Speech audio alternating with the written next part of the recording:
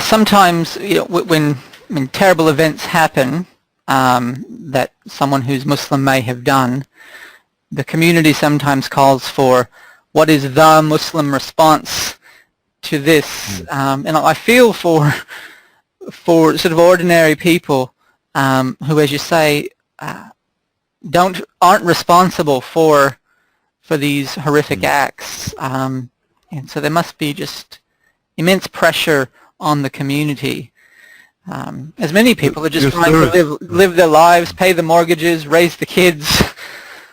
Yes. Well, my personal view is that violence should be condemned each time you see it. Violence is evil in its own, by its very nature, and that the moment we stop condemning it, then we may begin to accept it. But there's a big risk there. So my personal view is that we should continue as Muslims, and wherever I have an opportunity, I voice this. But there is also equal argument from a moderate segments of the leadership of the community to say, well, for how long we're going to have to do that? A guy who shoots some cartoonists in France did not ask me, did not ask anybody in the community to do his actions. Why do I need to apologize for that? There's a bit of a merit or rationale to that argument. After all, every day people commit crimes and so on, wrong things, and people don't get up and apologize for that every day. But yet, I think that most people wants to know, or especially non-Muslim world, they want to know where Muslims stand, and they're confused under all that propaganda or sensationalism. I think personally that it's important for Muslims to indicate where they stand, and that can do a lot of good. I'm sure this takes a deep courage of character. You spoke, Mehmet, about the generational changes that Australian Muslims are facing, and I'm just grabbing a book here. Sometimes it's said that Islam is undergoing kind of its own sort of reformation as the Christian church did, and some remarkable new writers like Tariq Ramadan and others are expressing a version of Islam that doesn't always get play in the media, but is a much more, I suppose, accepting and liberalizing, humanizing version of Islam. One of these writers is Khalid Abu el-Fadl, and his new book, which I've just grabbed off the desk here, Reasoning with God, Reclaiming Sharia in a Modern Age. He writes in that book against, I'll just bring it up here, the recurrence of the ugly in modern Islam, and he asks non-Muslims to understand that Islam is a religion of beauty and goodness. And so, quoting from that book, as a practicing Muslim, as a matter of conviction, not only do I believe that Islam makes a positive contribution to human potential for goodness, but I believe that its contribution must be necessary and indispensable. This means that the fate of Muslims in the world is intrinsically intertwined with the fate of goodness in the world. So I want to ask you about both elements, the ugly, but also the beautiful. So let's start with the ugly. Do terrorists and puritanical Muslim groups use, or perhaps misuse, Islamic scripture and theology, the profound but simple beliefs you were talking about before, to justify their actions? Well, firstly, Tariq Ramadan, Khalid Abu el-Fadl, Hamza Yusuf, Fethullah Gülen, or many others represent the normative Islamic scholarship, or as Montgomery Watt calls it, the silent majority. And they sort of represent that nominal scholarship, even though there could be obviously scholarly nuances to the expressions of Islam. I wouldn't call it a different version. I would call that is the normative Islam. So it's not a it's not a reform as such. Exactly, it's not a reform. But Islam and its social manifestation, social and legal manifestation, is a dynamic process. Like, it has always evolved in history. Not the theology, not the spirituality, but the social reflection, cultural aspects, legal solutions to problems. They have always evolved. It's a dynamic process, and society changes. You provide solutions to those changing situations and issues by inspiration from your scriptures or the texts. That's how Sharia or Islamic law developed over time, which unfortunately was stopped with colonization of the Muslim world 150 years ago. So in that sense, what we see depicted by the media, a grotesque version of Islam. I would call that the grotesque.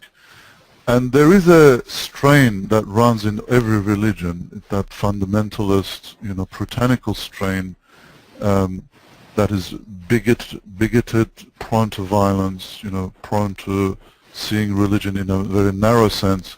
And the interesting thing is that these people existed at the time of Prophet Muhammad himself. From his followers, he had hundreds, thousand people.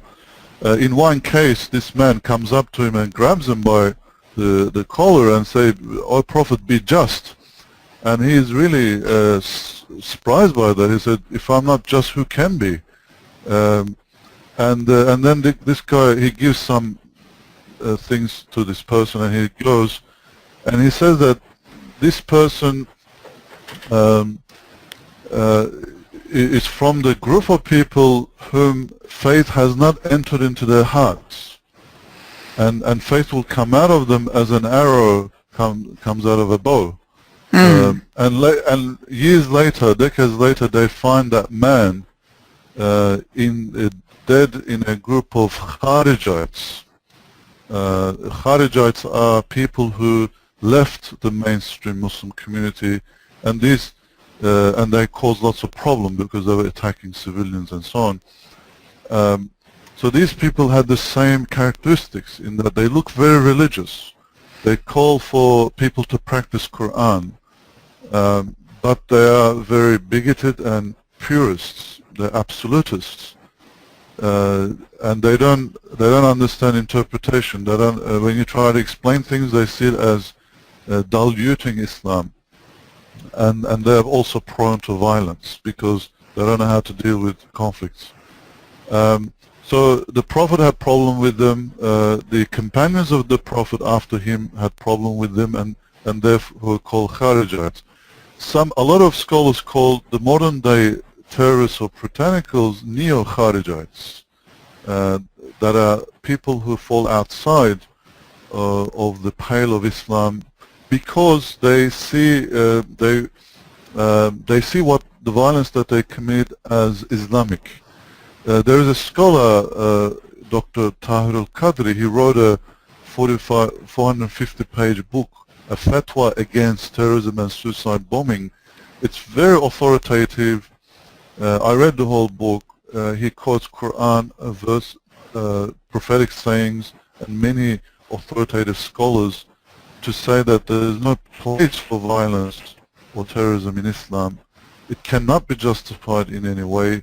So if anyone justifies it, they are fringe and outside of that pale of Islam.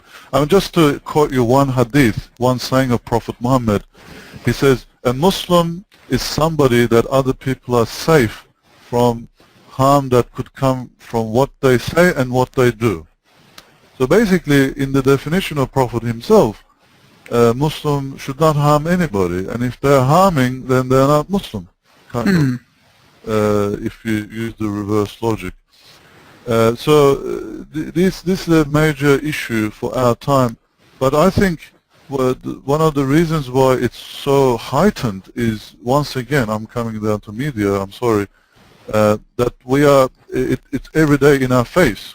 While the damage that they do can be great and be unsettling for any society, it only takes a couple of guys to put a bomb somewhere to cause havoc.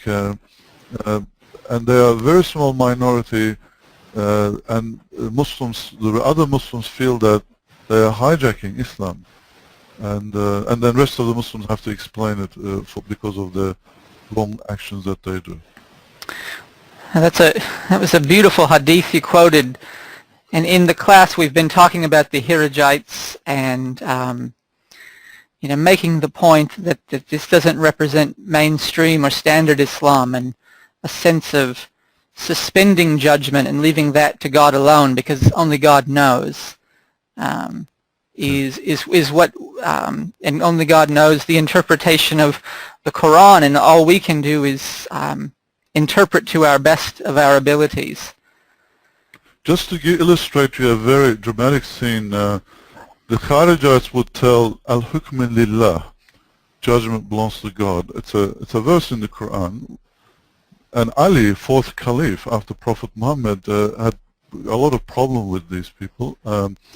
He put a Quran on a table once before them and said, Quran, okay, speak to us. They said, well, are you crazy? Quran won't speak to us. He said, well, this is what you say. You say Quran should speak to us or solve our problems. God should speak.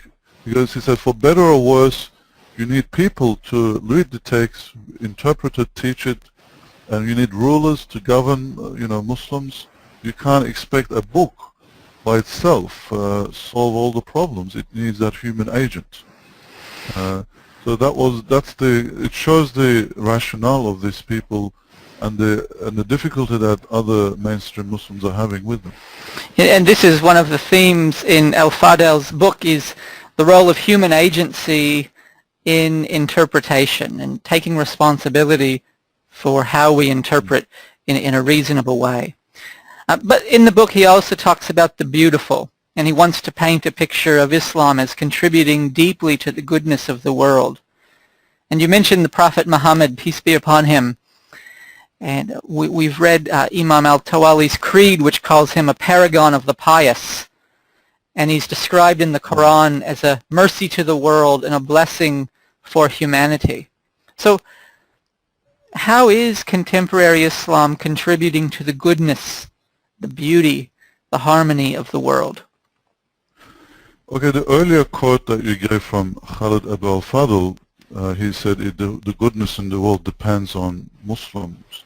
What he means by that is that, although there are many good people in other religions, it seems to Muslims that other religions or people who represent them have accepted a kind of a secular world where religion is in a corner somewhere, in a church, in a temple. You can't talk about religion, you can't talk about ethics and morals that religion can stand. It's kind of pushed away for a godless world. And in this modern context, only Islam is resisting to this, or in a meaningful way, by not accepting that religion or God should just be put away in a corner in a temple somewhere. Having said that, obviously we don't mean bring a theocracy, but it means that there are some principles, universal teachings and principles that we should stand up for as people of religion.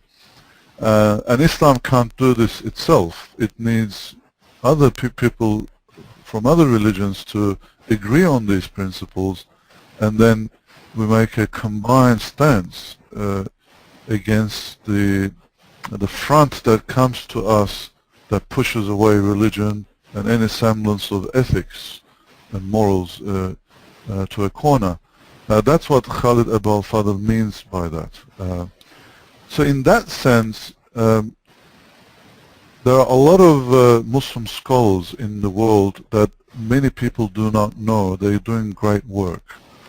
Mevlana Wahiduddin Khan in India, for example. Sheikh Ratib Nabulsi in Syria. Nobody knows about him, but he's very peaceful and has a large following